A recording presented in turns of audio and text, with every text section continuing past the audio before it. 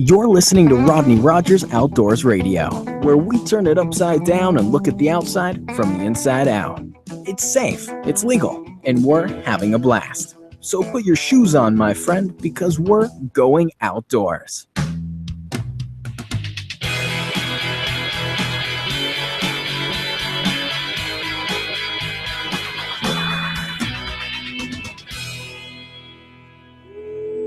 Okay, welcome to Rodney Rogers Outdoors. I'm Rodney Rogers, partner coach Cheese and Crime right there. Good evening. Michael the man himself, Coy. You'll be hanging out with us, and we'll be hanging out together for the next hour.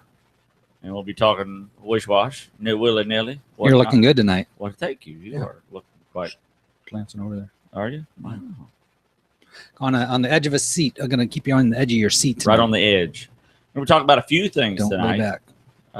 For once in a while, I could say, Mike, what'd you do this weekend? And it was a Yeah.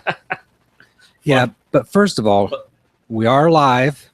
I'm going to throw out the number right up front. yes. In case anybody wants to join us via the telephone. Telefono. The telephone. We can say it in Spanish. Telefono. I'll give them the numbers in Spanish. 262-345-7763. 262-345-7763. We are live on the air. If you are listening on Tuesday evening from 8 p.m. to 9 p.m. Eastern Standard Time, give us a call. Chime in. Yes. Yes. Chime out. Chime out. Chime in. We'll chime you out. You chime just out. chime in. We'll take care of the out chimes. So let's dig in. Man, let's just grab our teeth, or not particularly grab them. Let's just take our teeth and grab onto it. And Get them out of the bottle. out of the bottle and just chew on our weekend. So, Mike, how was your weekend? How many times have we've known each other? We've been doing this. I don't know. It's been a while. Right. But how many times have I gone fishing with you? Or that I've had a fishing pole in my hand? A couple. I mean, we've gone out a lot. Yeah, we've gone out. How many times have I said, "Here, let me cast"? And Maybe fish? twice. Yeah. Out of the probably 6-7 years that we've been filming, and That's probably about right. yeah, I had a fishing pole in my hand 3 days in a row this week. 3 days. Friday, Saturday, and Sunday. Let me start with Friday, and we'll get to Saturday and Sunday. Right. Well, tell us about Friday, because I know you had some questions about Friday, Yes. and I didn't answer, and we said we'll wait for the show to answer. Friday, yeah. We try not to talk Is- outside of this that weird? 60 minutes. You know, I got that from real radio. You know, it's like it's because the reactions are a lot more natural. We're not trying to reenact our conversation. You know, when you ask me, it's a legitimate answer. It's the first time I've heard it. I ask you, and you look the other way. Like, I'm not telling you. You've been with me for 3 years. So Okay. Friday So was Friday. my father's birthday. Mhm. And a month or so ago, maybe a little bit longer, you had went secret shopping with my wife and bought my father and I his and her fishing rods. So I thought Friday was the perfect time to break them in on my dad's birthday. So I actually took Friday off to hang out with them. And there's a pond right by his house. So we went walking down there. We didn't catch anything. I'm assuming there's fish in there, but they certainly didn't cooperate if they were Right, in right. there. But it's like driving. If you can ride in a car all day long and not pay attention to things, Right, but then right. when you're the driver, there's so many questions that you wish you would have paid attention to. Right, right. Where are we going? Yeah. Yeah.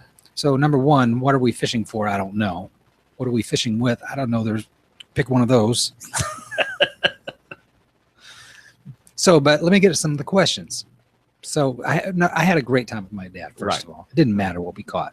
Exactly. You know, we got the lures wet, and we got the feeling of casting with those kind of rods. Right. And got the hang of it. But it was a blast. But first of all, I've got to sit down and learn how to tie the knot. The knot. The knot. Yes, that's Yeah, important. actually any knot, but the knot.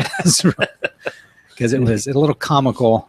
Trying to. Yeah, first of all, I called. We started setting these things up at my dad's house because we hadn't even got them out of the wrappers yet. So we got them out of the wrappers, and when you get them, the string's not already strung through the little hooky things. Now we got you for those of you that's just catching up, we got you a spin cast rod, a spinning rod. Yep. So, and the string is actually not through the eyes yet. Exactly. So you had to get them through the eyes. Which was not a problem. Right. Even at my age, it wasn't a problem. You could see the eyes. Yeah, I could see the eyes. I was able to thread that through. We got it down there. We're like, I'm sure there's a way to tie a knot, but just start tying knots. We'll get that thing to stay on. So just focus on keeping. And we did it. And look, I mean, after I'd snagged the carpet and I think maybe mom's curtains a time or two with them, we got them tied on. But when we went to wind, as soon as we started to wind, it went like 3/4 of the turn and just locked. I mean, it was like metal on metal. It just like, that's weird. And I thought something was wrong. My dad did his, and it was the same thing. Very strange. So whatever you did, but then we did the bail the other way, and the thing just would spin. It would spin perfectly, but the string would just kind of come off. It was just loose. Right. So I called the Rodney Rogers hotline, Yeah. and no one answered. Your Which secretary we was out. found- Your answering service, something I don't know. But so I called your backup, Mr. Nick, your cousin, Right. and sent him some pictures, and we figured it out. But what I'd done is we'd strung them. Am I saying this right? We'd strung the string on the wrong side of the bail. That's exactly right. The bail wire. Yeah. So when we were opening the bail, we were actually closing the bail, yeah. and it was just backwards. So Exactly. Yeah. You hit it right. so we on the cut head. off our wonderful knots, restrung, and they worked like a charm. But here's the first question, and probably the only question we need to worry about right now.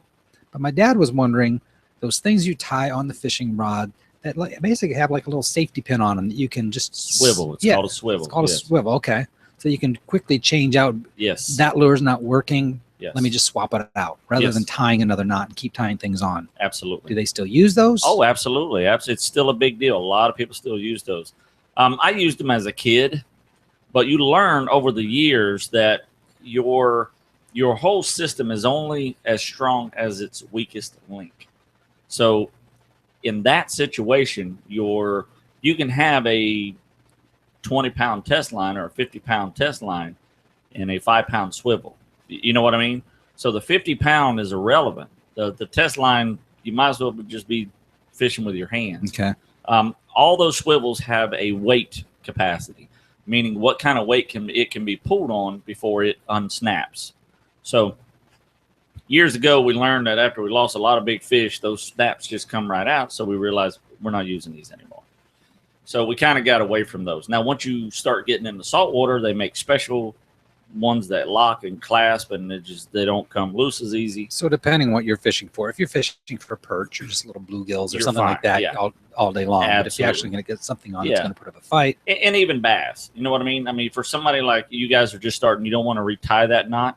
Of course, I would recommend retying it every time because you get used to it, yeah. and it becomes second nature, and it just becomes really quick. If you don't tie it every time, then you forget, and when it comes time to retie it for that swivel, then you're like, oh man, what knot did we use again?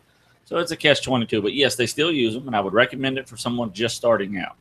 That way you can just switch your lures out, get feel of the lures. You know, the knot is unimportant. Once you tie it, you know, you can YouTube it or Rodney Rogers Outdoors. Cool. You know, Yeah, I didn't catch anything. My dad actually caught a lot of seaweed.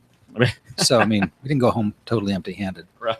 But I think the other thing, just curiosity of, you know, when you, and you've talked about it before, but again, doing it Yeah. when you're, you know, when you're solo now. yeah, when you're My instructor's not there with me anymore. I'm Right. flying solo. Walking up to a lake blindly and figuring out what am I going to use first of all? Is it a small? Yeah. I mean, again, I just picked one of the lures in the thing, and I was using the Rapala Golden Shiner, which was probably too. I'm guessing it was probably too big for what I was doing. no, actually, it was No? perfect. I would have started out with that. Really. And the reason is because it's a floater. So if you see grass down there, you know, if you can visually see it and you want to be on top of it. So that's actually your perfect lure Okay. to start with. Oh, I see. Yeah, because his was sink. He grabbed one that was a sinker. Exactly. It went to the And bottom. it was and probably catching Yeah. on all. So, I mean, you definitely had the right idea. You know, at that point, it just becomes location. You just walk around the pond and you just luck of the draw. You just keep casting. Yeah. You know, because you have a better chance of catching a fish on 40 casts than you do on one cast. Sure. And the other thing I wasn't sure about because we really had so much fun putting these things together in Mom's kitchen. But by the time we got out there, the sun was up. It was starting to get, it's starting to get pretty warm. It was warm on Friday. So I'm sure that might have had rather than getting out there right at the crack of dawn and watching the sunrise. Right. It does have an effect. At that point, you change baits up. That's where your swivel comes in effect. Rubber worm is perfect for grass situations. So there's a lot of things.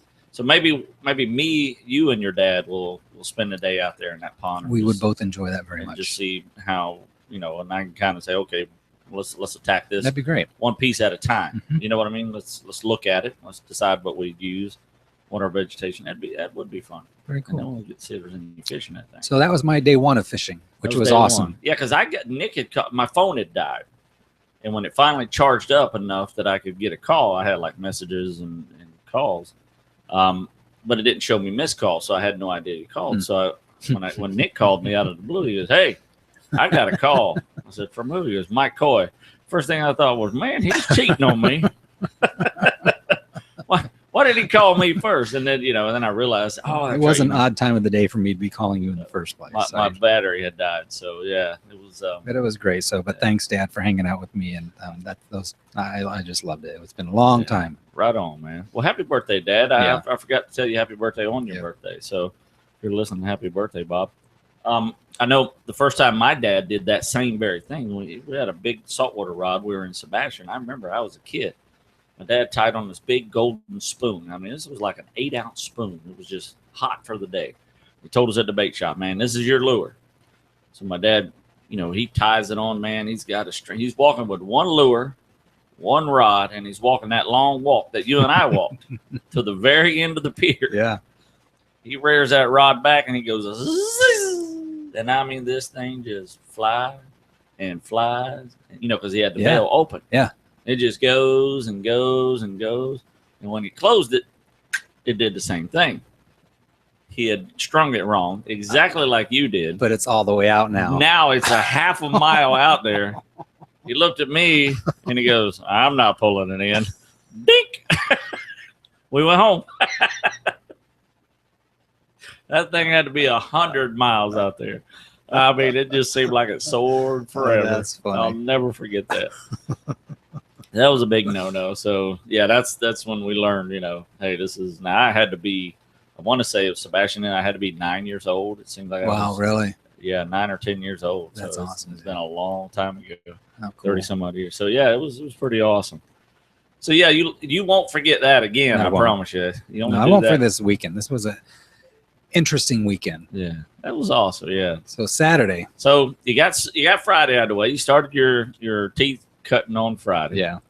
So you and I had plans to go out for the weekend. We're going to catch some action shots. That was kind of my goal, right? Because I'm not a fisherman. Let's face it. Right. I'm the video dude. I'm the video guy. I love getting good footage. That's what I love to do. Yeah. So that's fishing to you. That's fishing. I love to be around fishing. But again, I enjoy not that I don't enjoy it, but what I really wanted to do this weekend, my whole goal was just to get some good shots of Rodney Rogers catching fish. I didn't care what kind it was, how big, how small, just reeling them in. So now, here we go. I knew it was going to be tough this weekend. We're a little early in the fishing season, for fish to be moving up the coast. So I knew it was going to be a little tough, but I was pretty confident we were going to catch some fish. So we went to our favorite bait shop out there in Melbourne, Black Dog Bait and Tackle. I'm telling you, the guys there are absolutely awesome. I reserved 4 kayaks for us. It was me, you, Nick, and his son, Nicholas. And I reserved 4 kayaks for us. And Amy, who's Chris's wife, who owns the shop, she called me, Friday, said, "Hey, Rodney, I'm just making sure you're still coming. I got everything set out for you. Do you need life preservers with whistles? I mean, they give you everything. You pull up, you have the kayak, you need nothing else." Yeah, you just hooked up to the trailer. They were all on there ready to go. Yeah, they had them loaded up on the trailer for us. I mean, they were absolutely first-class service. I mean, just to me, that's what you look for, when you're just getting into this. Yeah. And I've been searching for kayaks, so I kind of wanted to test out a few kayaks and see, hey, man, is this something we're going to want to do? So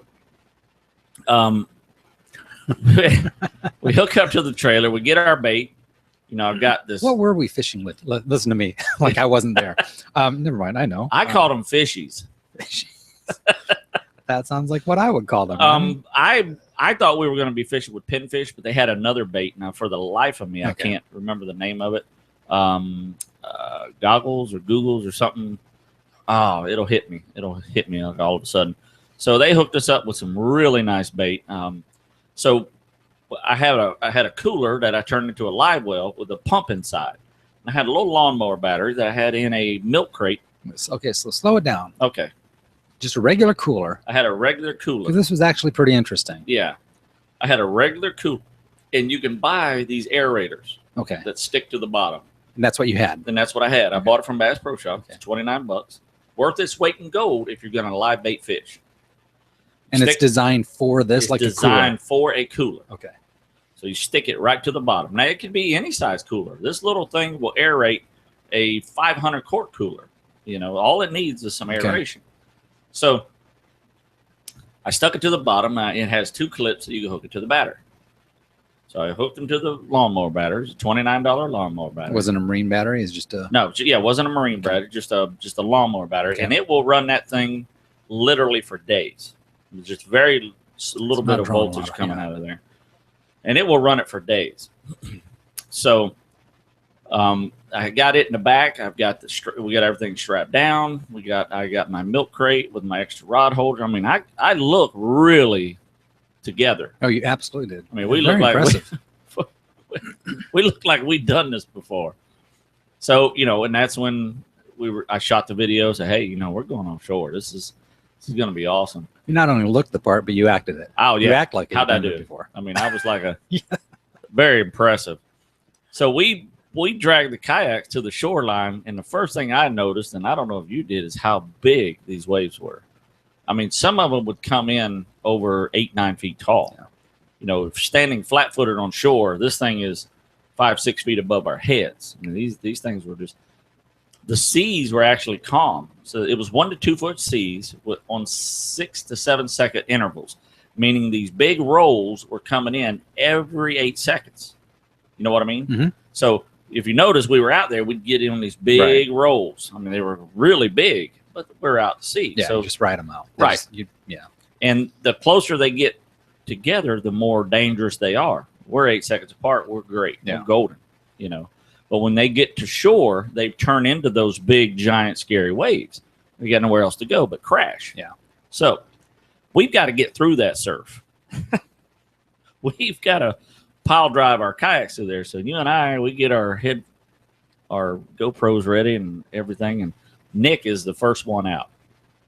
You remember what I said to you when we watched Nick tumble in the waves? Nick goes out and that wave just kudos him. And I mean, it just wrecks him. And I looked at you and I go, Mike, I can't stop laughing. This is that might have been what did it. I think that's what did it. So I'm like, I can't stop laughing. And then he gets out, his son gets out. Now they're out there a mile waiting on us. And you and I had a problem with the seat, putting the seat back together. And then it's my turn. And I remember what you said, man, get ahead of me. And that way we can film this amazing launch. Yes. Well, that's why I was there. Yeah, exactly. That was perfect. You go, I'll stay behind you. Camera's rolling. Camera's rolling. And I actually you had a GoPro on your head. Right there with the bungee strap kind of strapped on. I had 2 GoPros in my kayak, one facing forward and one facing backwards. Exactly. The vanity cam. The vanity cam. Yeah. I just wanted to film me laughing. That's all. So yeah, we're set up and cameras are rolling. Cameras are rolling. So I walk the kayak. I just get excited. Now, there was a timing where the waves were just non-existent. And I just got excited, and I just went for it. Yeah, there were times that were more opportune than others. Yes, and I went out at the worst opportune. So as I started to go out, I see these waves coming, and I got through a small one. I hopped on the kayak only to realize that the big one was coming. Mm-hmm. And I thought, this ain't good. So I was trying to turn my kayak around, and by then it had crashed and was coming in at lightning speed. And then it took me out. So at that point is where we posted the video of me coming up out of the water.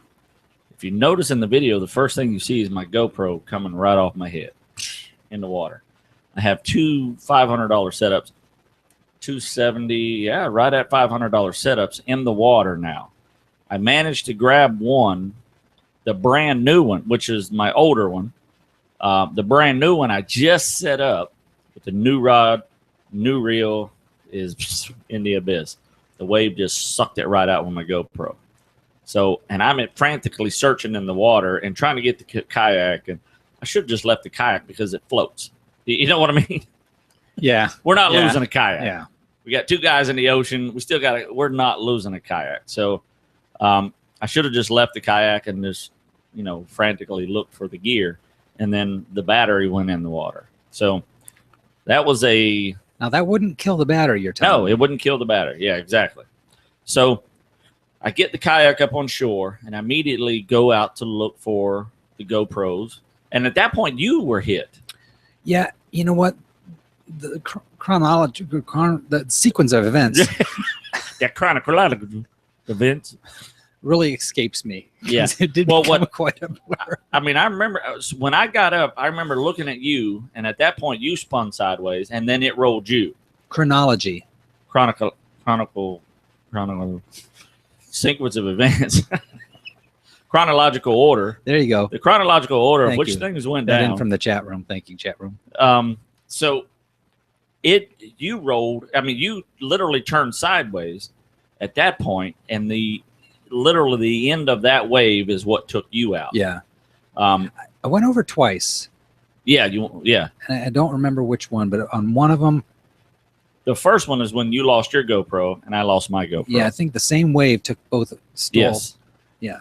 Yeah, you got the end of the main wave. Yeah. And then, we got up, we regathered, and I went immediately back in the ocean. And that's where I almost broke my toe because I kicked the battery. It went to the bottom and stayed. So I immediately went down, grabbed it, brought it up on shore, threw it down, and went back out to look for our gear. At that point, I knew we had lost. And then you told me you had lost the GoPro, and I had lost the GoPro and one of the two of the rigs. So I managed to find one, and I couldn't find the other. So we're down at that point. So GoPro 3. $400. Yeah. Oh, so yours is a little more. I had the original. No, this 2. I had the Hero 2. Yeah, $399. Yeah. There's still a hole in my pocket where that money used to be. Oh, man. So, at this point, I'm tired. I'm wore out. And then we try it again. Yeah, why not? I mean, right? Yeah. I mean, we've come this far. So we lock it. I found the battery. I locked everything back down. We did not lose one bait fish on that roll. Good job. So we're off at it again. And this time I walk it out a little farther. I get up on the kayak and it just spins sideways and blam, I get hit again. We lose the battery again. Rolls over. The one pole I had left managed to stay. And at that point I lost my tackle box with all, my $200 worth of tackle. Now it's gone. So, and at some point, because you had loaned me one of your rods. Yes. At some point, it's not the fact that they flipped over. It's the fact that it flipped over in a foot of water. So as soon as the boats rolled, it just snapped off the poles and anything else that was protruding. So at that point, it snapped the pole that was in yours. Now, I saw that. I got some good news about that pole. I just bought that pole for $140, but I bought the warranty with it. Seriously? She asked me, do you want the warranty? I said, absolutely. Bada bing. I just found the warranty in my truck. So that one I can replace. So we're not totally out. So we're out one $500 rig and not two. And then those keeping score, I think this all happened within a 10-minute period. But at least. So when I came up and seen that pole had broke, the dollar math is going through my head, and I'm immediately we're $1,000 out. You felt like you're a $100 poker table in Vegas. And suddenly I had 4 aces, and somebody beat me with or I had 4 kings, and somebody just beat me with 4 aces. So I'm up on the shore, and I am laughing. I instantaneously found the humor in this. Yes, you did. And I tend to do sometimes. I looked up at you, And I said, Mike, I know this is going to be funny one day. We are going to laugh at this, but it ain't funny right now. That's exactly what you said. You are just laughing. You know what? And it honestly, it kept me from literally. I was broken. I was on the shore, and I was number one, it was exhausting. It was exhausting. I mean, because that's what I was literally exhausted. Yeah, that was from swimming out trying to find our gear. I literally thought I broke my ankle on one of those endeavors. Because on the second one, when it rolled us over, boat came back on me sideways. The boat was behind us, and it swept me. I was lucky enough that it was to my back, and it caught me right in my knees and literally flipped me backwards. But you weren't so lucky. It caught you kind of sideways, didn't it? Mm-hmm. And all I heard when I went underwater was, oh! And I thought for sure you broke your leg. Honestly, I just thought it was painful. This ain't going to be good when I get up. I'm better now, by the way. Well, good. I feel where it hit. Yeah. But it didn't do the damage that I feared it might. Thank the Lord there. I was limping a little bit that day, but I'm fine. Yeah, because when you came out, you were limping. I thought, man, I was going to see some floppy leg here, you know. So the moral of the story is the ocean giveth and the ocean taketh away. Quickly. So, and it doesn't say please or thank you. It is a very inconsiderate SOB right there. It gives us good times, gives us peace, gives us inspiration, and then it takes your GoPro. No, the best part was Nikki was coming in to see what in the world is going on. Because really by this time it'd been a half hour. At least. So he's coming back in. He's riding the waves in, and he's like, hey, what's going on? And he noticed we're missing everything. All of our stuff is gone. Because the truth matters, from out there, you don't have a good view because the waves block. Exactly. He probably didn't see much of what was going on. Yeah, exactly. So running up and down the beach trying to gather. He got to us. We're missing. All of our poles are gone. We got one pole between us.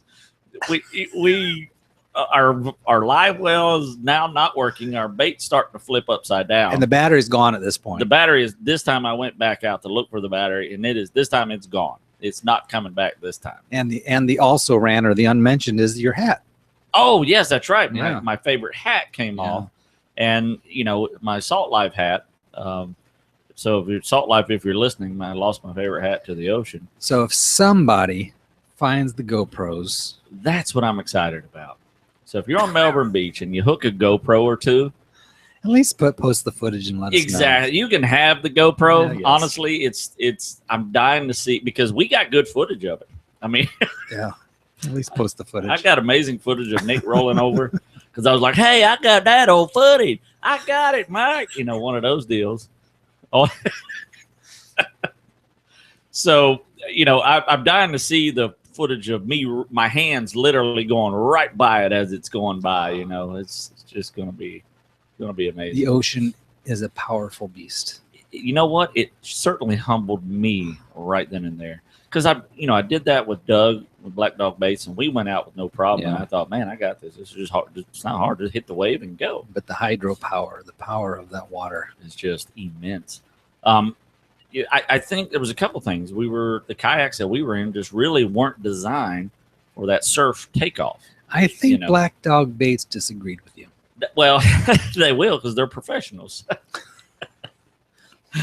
Either the kayaks weren't designed for it, or we weren't designed. I think we were not designed for it, but I'm going to blame it on everything else. So we do make it. So because I said to you, oh, that's right. So Mike looks at me and says, Rodney, get up. We didn't come here to lose 2 GoPros and go home. That's right. There's most of the damage is done. We're going in the water. We can't lose anything else at this point. So at that point, we tucked the rod inside the kayak, which I would highly recommend you do. There's the takeaway tip. Yeah. If you're listening to this hour, then that's the tip you want to walk away with. And I will tell you that everything that I secured was still there. I mean, the things that I did not secure, and you don't realize this. I mean, I should have secured the battery. I should have secured. You got to think, if I get hit by a freight train, will it still be there? Exactly. That's the. Yeah. If I get hit by everything this thing has to offer, and I roll over a few times, will it still be on my boat? And again, the damage wasn't done. necessarily by the wave and get. It was Right. because the thing flipped over in a foot of water, and it water. just there was no Yeah. no give. I mean, you're gonna snap whatever. It is. How the other poles didn't snap, I'll never know. I mean, it's just beyond me. So so we get out there and we're fishing, you know. So now we just gotta basically do with what we got. Nick, if you're listening, thanks for the push. Yes. Oh yeah. So yeah, Nick came up on shore and he kind of guided us out. I mean, he helped us hold the back of the boat steady, get us through the big waves, you know. And it was nice enough for me and you to leave him back on shore and say, "Heck with you." He managed out, but we got out there. So we got out there. And so now we're fishing. We hook everybody up. So the cool thing that I learned is I opened the cooler and I see these fish are like I got them in my lap now because I'm trying to keep fresh water on to keep them alive. And by this time we had like 20 fish in there and 19 were belly up. Because their aeration is gone. Yeah. Well, you know, they have no aeration. So I'm trying to give them fresh water and it just wasn't enough. So I was basically letting them go. The really ones that looked really bad, I'd put them in the water and they just swim off like normal. I think they were playing possum on me. Well, they probably got knocked unconscious from all the, the banging around. Exactly. So why wouldn't a fresh water brought them around? I would have thought that it would have possibly done it. It did a couple, but on the most part, I thought depending how far gone they were guessing. Exactly. I guess they were. So I tell you what I did is I took one. I had drank a bottle of water. This is brilliant. And I poked a hole in the lid, and I filled it with fresh water. I put the lid, put it back on, and I squirted. I squeezed that bottle till there was nothing left, and it just shot water straight into the cooler. And I saw that it was kind of aerating the water. So in between our bait being out and us drifting for fish, I just kept doing that. And would you believe every fish popped right back up and they were just as lively as they was. So it was an emergency aerator that worked absolutely brilliant. Yeah, that was brilliant. I saw you doing that and I'm like, I should paddle over there and we should videotape you and tell you. That's what I was going to do. Yeah, and then I was like, nah. Nah, I'm just floating. I'm cool. He's way over there. He's way over there anyway. So you did see a turtle. I did. Loggerhead. I hit him. Yeah, that's the part I want to talk about. Now, our whole point is out there is to find these turtles and look for cobia. I mean, there's a lot of fish moving in. I probably shouldn't have kept that one to myself, huh? Yeah, exactly. So we're basically just hunting. We're looking for we're looking for bait fish or turtles or fish like that. And then you find a turtle. Yeah, I thought it was weed. I thought it was a patch of weeds, the same colors floating on the water. I'm like, oh, I've been taught that's what you want to look for, structure in the water of some sort. And then as I got closer, I realized it was the back of a turtle. Now I'm probably, I don't know, I'm at a distance 30 to 50 feet from him. And so I had put my paddle, crosswise on my lap and turn my GoPro on. But those kayaks coast really well. They're designed. So next thing I know, I'm literally 10 feet from the turtle, but I'm still thinking I'll slow down for some reason. And the turtle's facing away from me, so I'm sneaking up on him. Right, it's just stealth, ninja. And I literally ran right up on top of him. And I didn't get the GoPro because I wanted to have some fun. Underneath? Stick it under there and get some good shots. But I no more than went on top of his shell and he darted straight down. I just saw the bubbles disappear. So we learned a lot this weekend, actually, for that one day. We needed that trip. The good news is I wore sunscreen. I did too. Because we were out there a while. Yeah, I wore sunscreen as well. It was peaceful. I could have slept if I wasn't afraid of tipping over. Well, I did tip over. Yeah, you did. We were about 1.5 miles out. And these kayaks were very tippy. I mean, these were extremely tippy kayaks. So I had the bait in between my legs. This is not Rodney's official review of whatever these kayaks were. No. The kayaks were phenomenal. They were, this is operator air. They were tippy. I mean, especially for the novice. I mean. Yeah, exactly.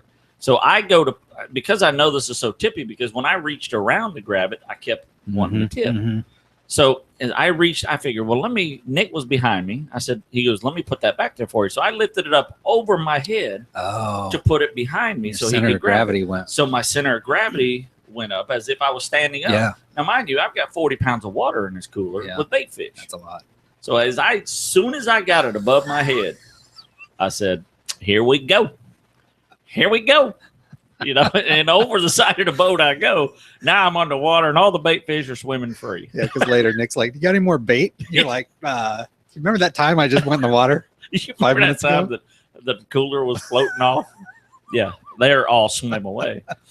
So we paid $21 to set these bait fish free, which was awesome. So I got, Nick's laughing. He's holding on to the kayak, and I get back up on the kayak. So it was very, very. We laughed a lot. Yes, we did. We laughed a lot. And once We we got out cried a there, and I lot. got to thank you. I mean, it was. Well, like I say, you would have come to the same conclusion. I just helped you refocus a little quicker. Yes, you did. Yes, you did. That's what friends are for, right there. I'll tell you. End of this story. Day number 2, fishing pole in my So- hand. We didn't catch any fish. Right. Day number 2, still no fish. We didn't even get a hit. Actually, we did get a couple hits. Yeah, I think Nico had a couple of things. Yeah, I had a hit. I mean, something took it, but just scaled my fish. So they weren't big. I thought for sure we'd at least catch a shark. But it was peaceful. I mean, it was nice. I would just sit out there and I literally could have, if I could have figured out how to lay down in that thing, I'd have been napping. The weather was absolutely beautiful. So then we came into shore and we decided to do some inshore fishing. We had to reevaluate what tackle we had, versus going to the store and buying another $500 worth of tackle. So we just bought some hooks and some shrimp. Well, yeah, because Nick was kind enough to locate a Walmart that was 3 miles away. Right. That 3 miles kept turning into 3 more miles. That Walmart kept moving. Siri. It was like a weird pulled one over on us. Siri, give us. Oh, you're Siri, going to blame take us this on away. Siri. No. I got to stand up for my buddy Siri. Yeah. So, yeah, he didn't It was a realize McHuckabee. that it wasn't Walmart 3 miles away. It was the next turn. Next turn, 3 miles. Next turn, 3 miles. Next turn, 6. 5 miles. Yeah. Then it turned into a 40-mile round So trip. we found a Walmart, and I don't remember what we. So basically, I just bought slept. some shrimp and some hooks because we found a bridge, and we just figured we would try some bridge fishing, I enjoyed that which we actually caught fish because there wasn't waves, right.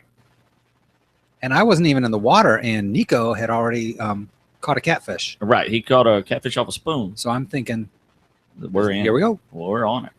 Or this is the spot. So we actually did catch some fish here. We caught 4 or 5 fish here. We did get a keeper mangrove snapper. I actually caught a fish. You caught a really big blowfish. Blowfish. Yeah. On a shrimp. On a shrimp. So, But it was very anticlimactic. yeah. Because you're like, just let it float to the bottom. And I was just reeling it out, letting it float down. Yeah. Then I'm like, you know what? There might be something on that line.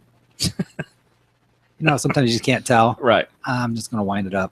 But I'm going to wind slowly. So if there is something, I can enjoy that process. Right. And I'm like, I don't know. And he popped to the top Yeah. like a Oh, balloon. look, there's a fish on there.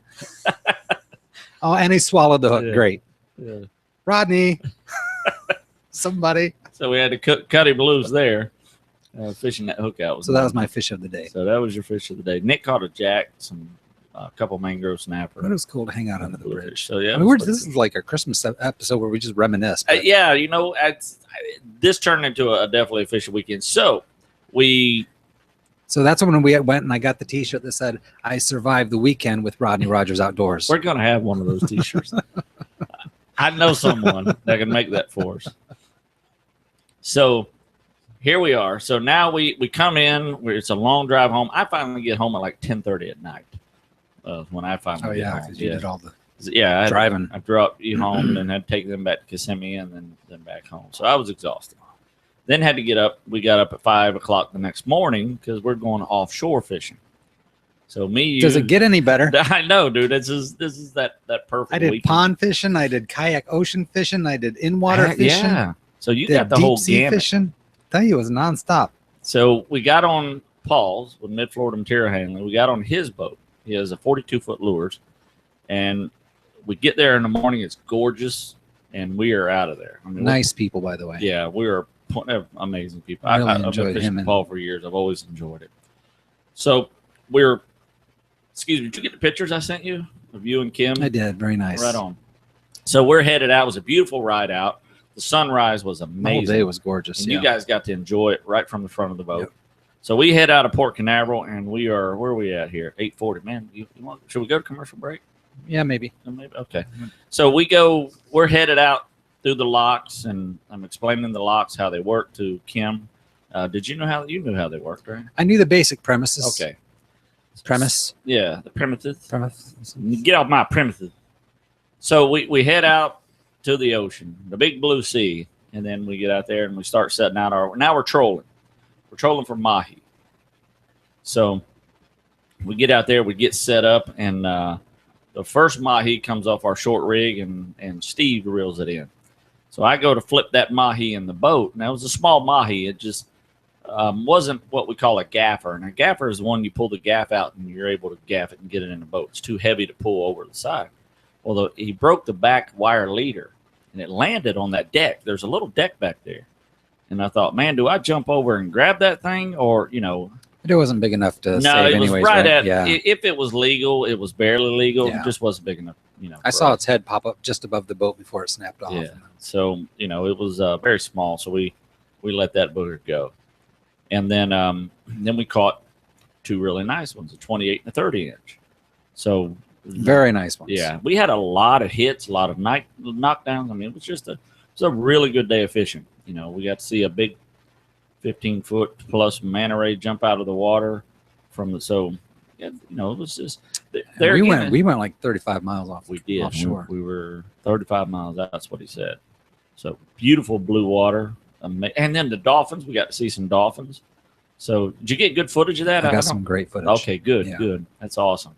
Trying out the new slow-mo feature on the iPhone. Oh, how was Yeah, it it? was great. Did you get them when they jumped out out of the water? Oh, I right don't on. know. I haven't watched it all, Oh man, but I think I did. Yeah, I was up there having a ball with that. that is freaking amazing. Tell you what, let's take a break and we'll be Okay. back. Is that cool with you? That's You awesome. sure? Positive?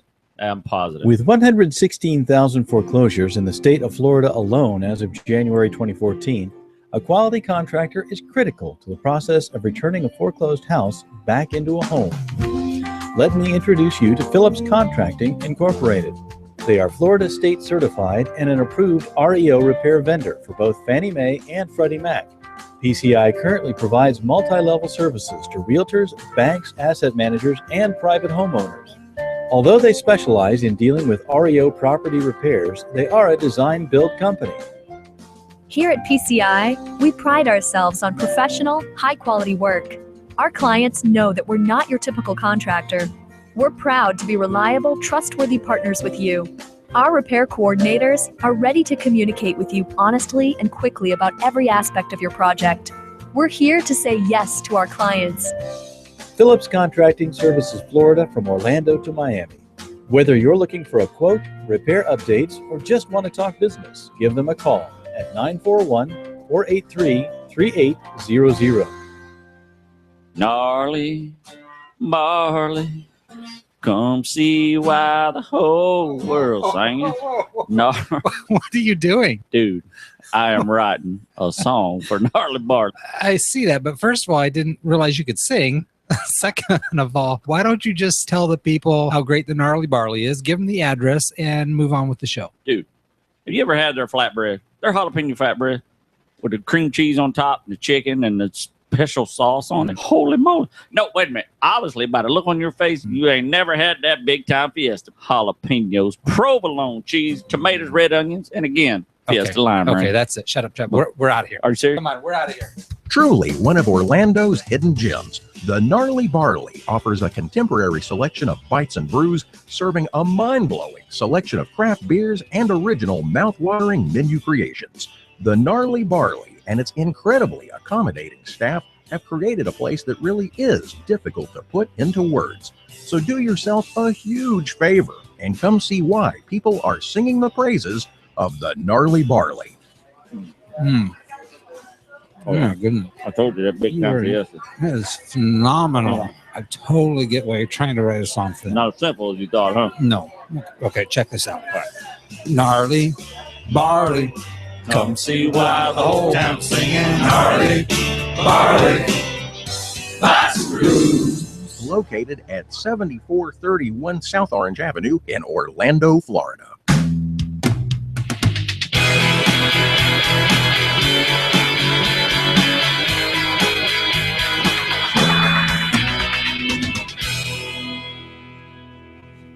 And we are back and live on this Tuesday. So there we were. and everywhere. It's all about us. Staring at him eye to eye. Oh my gosh, we had an awesome weekend, man, and we really, really did. I mean, it was just I had to go to work, so I didn't get to stay. What a great way to end the weekend. Oh man, Going to work. You're so lucky. Hey, let's go to work. Right on. They cooked up the mahi fresh right on the boat. They had some friends come over, bring some crab legs and wine. How, man, like we missed it. I'm assuming they spent the night on the boat there. I'm sure Afterwards. Yeah, I'm sure. And they could have went to work right from there. It's a nice boat, huh? It's a very nice Got a boat. little lounge. Anytime your boat Big has old- a salon, like a 42-inch big screen TV. big screen in there, and stereo system, and microwave. And So we did catch some mahi. I mean, it's just that time when it's just not red. I mean, the fish are coming up very sparsely, but it's like there's some ahead. The big group is coming. You know, the mahi, the wahoo, everything is coming up in a wave, and they'll move up north. So in the heat of the summer, it'll slow down again. They'll be all up north doing their thing, and then they'll migrate back down. well, from the chatter on the radio, it sounded like we weren't the only ones just having a sparse day. Right, exactly. We couldn't find the weed line. There was 100 things we looked for out there. I didn't see weed lines at all. We Yeah, drove we 35 miles out there. Normally we cross 2 weed lines. Yeah. So it's just one of those things. And you never know. You never have that banner day if you're not out there, looking. And what was it? What's the saying? There, a bad day on the water. Beats a good day of anything else. Yeah, that's true. It was a lot of. It was a lot of relax. I did a lot of relaxing on boats this weekend. Had a rough start to the boat. Yeah, I didn't have a lot but- of things to videotape. I mean, Yeah. I certainly videotaped, a few waves and clouds and Yeah, things, but right on. it felt like you crammed a lot into a weekend, and I did. Yeah, I yeah, indeed we definitely crammed the weekend, filled it up to its And I would do it again. the last drop. And those weekends are what I love. It's what I love. Well, it's kind of like when you go camping. You're forced to shut down. Yeah. Because you're there just to relax and enjoy it. Exactly. Nothing else matters. Yep. So just go with the flow and ride the waves and Enjoy the watch the moments. sunset, Yeah. and it's exactly what we did. And we were Yeah, because we put our phones down and we Yeah. just enjoy it. We visually. Yeah. I mean, we got footage of fish reeling in, and we're good. You're with But- friends, so Yeah, so it was an awesome time. Definitely had an awesome time. I can't say enough good stuff about Steve. I mean, that's truly one of the best fishermen I know. he's a madman. Yeah, you see how focused he gets on the back of that boat. Yes. Yeah. Very focused. Yeah, very focused. I probably said a few things out of line, so I apologize, Steve, if I was a little spunky that day. Did you? Oh yeah, Really? I'm like proud of it or something. No, because one time I came up Kim and I were up just hanging out on the front of the boat, Yeah. and I came back. He's like, "You're not gonna catch anything up there on that front." I'm like, "I'm catching as much as you are back here." That was actually kind of funny. I'm lucky I didn't end up overboard. Overboard and throw the life raft. That was actually kind of funny because we weren't catching anything. Which you were kind of used to. You were enjoying the boat. You really Well, you know were. what? It I was wasn't waiting about- for you to get along on the line so I Right. could videotape. Right.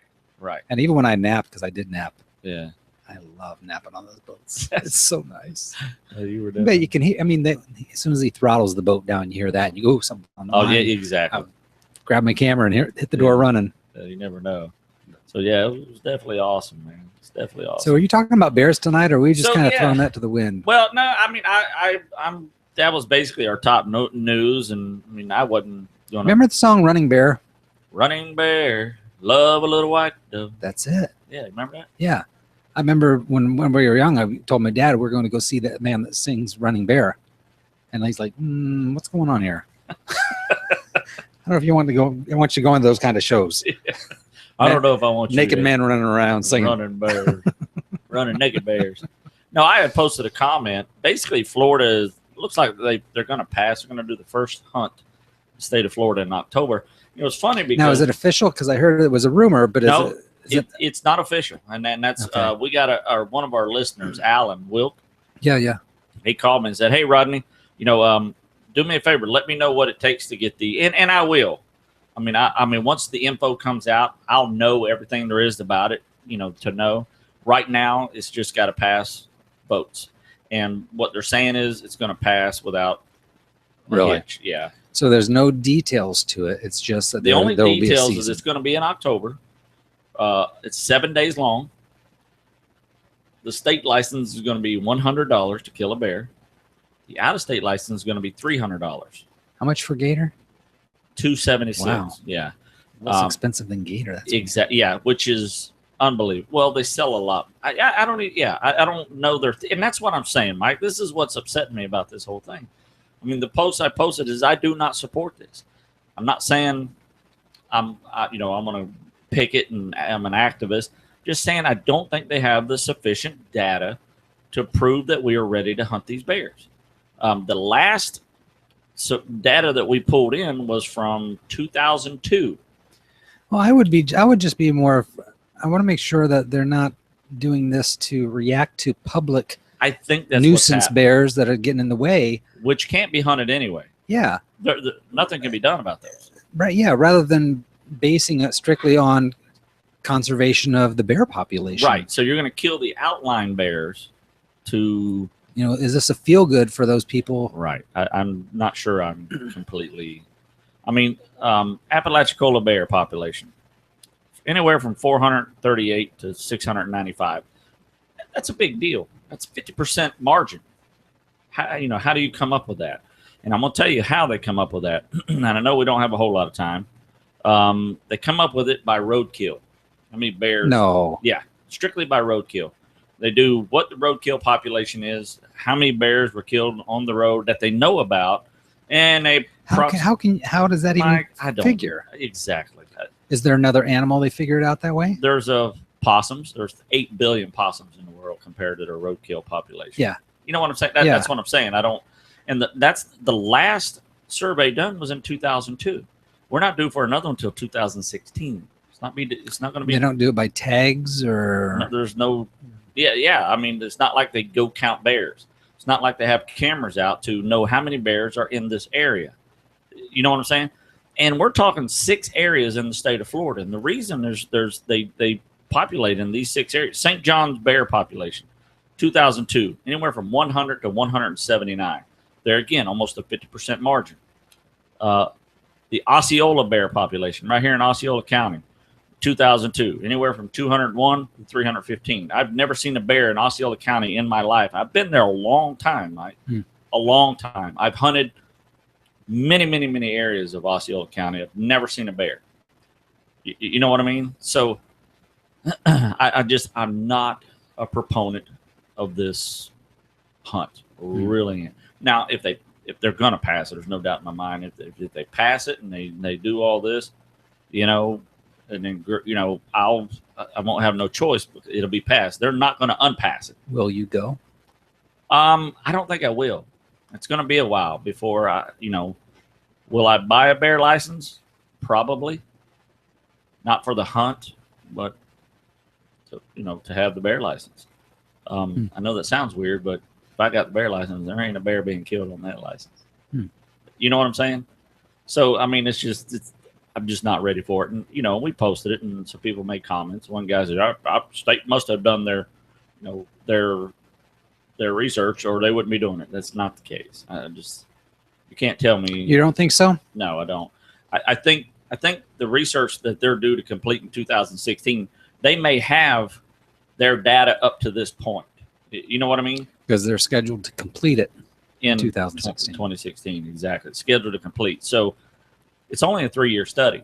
It's not from 2002 till 2016. It's only from 2013 to 2016. It's only a 3-year study, and it's not like we have officers 10,000 people over the state doing a bear population. It's just it's 3 here, 2 over here, 1 over here, doing a study of they get data from the DOT. It cost us $400,000 in 2002 to get data from DOT to say how many bears were killed on the highways. You know what I mean? They're not FWC officers. Do they even know what a bear looks like? Peculiar. Sounds expensive. Yeah, it just to me it's just a. Sounds like I paid for part of that. It's hogwash. You did. I assure you. So I want to see data. I want to see the supported data that says these bear it's time to hunt them. I mean, deer outweigh their population 50 to 1, 100 to 1. So we started protecting them in the 70s. The last hunt was 1971. So we're going to protect them for 35 years to fire it up again, because our management program worked so well the last time. If it worked so well, why did we stop hunting for almost 40 years? That's my point. Somewhere we failed. What did we do? How did we fail? So that's just now, like I said, if it passes, it passes. There's not a whole lot I can do about it. But we'll be curious to see the details of the layout of the hunt. Yeah. The areas or the size limit or age or how they. Well, obviously it'll be open up to all management areas, but you're not going to kill a bear in, Bull Creek management areas. They just don't live there. It's not their area. You can hunt it. They'll be on there. It'll be say bear 1. You're allowed 1 bear during this time, period. There aren't no bears there. They just don't live there. It's not their area. The Wekiva Spring Basin, the closest, wildlife management area is north of there. And there are a few bears there, but not like they are in that Wekiva area. I imagine it's from the north side of Orlando on up. Right? On up, yeah. Up to Ocala. Yeah, even Ocala National Forest. And they're hard to find in Ocala. I mean, they're just like us. Bears and animals travel the path of least resistance. Right. You know what I mean? That's why there's so many being killed on the highway. It's easier to travel. If you're going to walk through a thicket or the road, what are you going to do? You're going to walk the road when you get a chance. So that's why they're getting killed on the highway. So that's how I feel about that. And I'll continue to post and monitor and tell you how to get your bear tag if it passes. Well, it's going to pass. So I'll tell you how to get it when it comes time. It's not like I'm going to say, well, I don't agree with it, so I don't care if we do it or not. If it passes, it passes. Well, we'll see. I'll tell you how to get it. So we'll see how your tune changes when they actually. Yeah, when it fires up. Yeah. But, it'd be interesting though. Yeah, it would be interesting. I'm dying to hear everybody's opinion. How do you feel about it? And obviously, I posted something I haven't put it on the outdoors. I just put it on my personal. I'll actually, what I'll do is Was there official release or statement from the FWC? Yeah. Yesterday. Put a link to that up on the. Yeah. Yeah. Well, yeah, I'll move that over and it'll show basically that they're charging $100 for a resident, $300 for non-resident. That's the cheapest bear really kill in the world. Cheap. Yeah. If you hunt it up north, it's anywhere from $750 to $5,000, depending on where you kill the bear. Our bears are here as big as everyone else's. We got a 750-pound bear. Interesting. Only second to that is Alaska. You know what I mean? Yeah. So we got big bears. I think it should be a lot higher. But if they're going to do it, it should be start out at $350 for resident and higher. Cool. So. Well, it's time to start wrapping up, my friend. Is. So you've got an exciting weekend coming up. You're going to be out of town. You're going to do some trout fishing, maybe. I'm going to be in Missouri trout fishing. We're going to do some brown and rainbows and visiting people. So it's going to be a lot of fun. I'll be monitoring your Facebook activity. Woo-hoo. All right. See how it does. Hey, don't forget, we got a Spotify playlist running. We've actually had a few entries. So thank you, Alexis Seguin, for suggesting a few. They are now officially on the Rodney Rogers Outdoors playlist. Yeah, keep them coming. Love it. I listen to that quite a bit, actually. Yeah, that's a good nice playlist. To hear other people's input on things like that. Amen. So there you go. That's all I've got. RodneyRogersOutdoors.com, Facebook /Rodney Rogers. Check us out on Instagram, Rodney Rogers Outdoors. You Google Rodney Rogers Outdoors, you'll find us anywhere. Yes, and thanks for letting us reminisce over our weekend. It really was an exciting weekend. Just being outdoors, especially with you, Rodney, is always a treat, always an adventure. Thank you so much, Michael. As my mama said 80 billion times, and I pray that I get to say it half that much, you kids get outside and stay.